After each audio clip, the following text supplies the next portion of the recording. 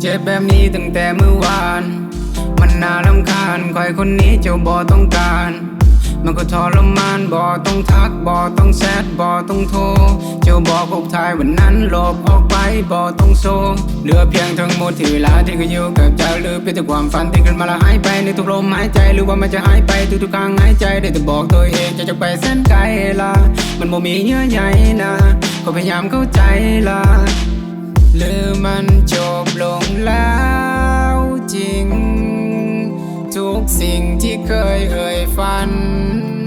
หากเขามันคงจบกัน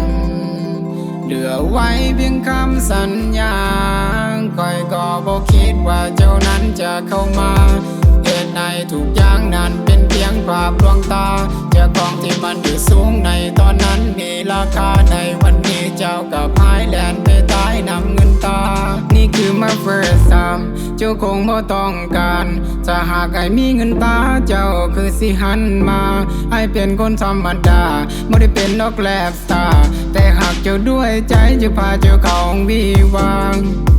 I won't tell nobody ไอ้ต้องการเจ้ามานี่พาไปเที่ยวด้วยแท็กซี่ไอ้บ่รวยแต่แฮปปี้ในกระเป๋าโนมานี่ everyday จัดปาร์ตี้เจ้าน่าฮักโคตรเซ็กซี่กลับคืนมาหนึ่งมันจบลงแล้วจริงทุกสิ่งที่เคยเอ่ยฝันหากเขามันคงจบกันเหลือไว้เพียงคำสัญญาคอยก็บอกคิดว่าเจ้านั้นจะเข้ามาเหตุในทุกอย่างนั้นเป็นเพียงภาพลวงตาเจ้าของที่มันอยู่สูงในตอนนั้นมีราคาในวันนี้เจ้ากับหายแลนไปตายนำเงินตามันคงไม่มีคำว่า how เพราะว่าเจ้าได้ไปกับเขาที่ไม่อายจมกับความเหงาโลกนี้มีแต่ความว่างเปล่า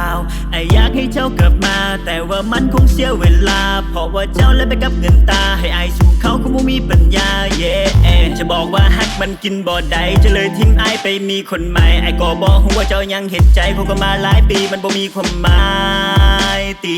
เขาก็มาหลายปีมันบ่มีความหมายตีหรือมันจบลงแล้วจริง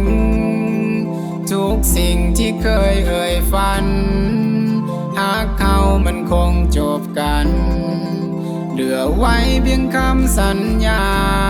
คอยก็บอกคิดว่าเจ้านั้นจะเข้ามา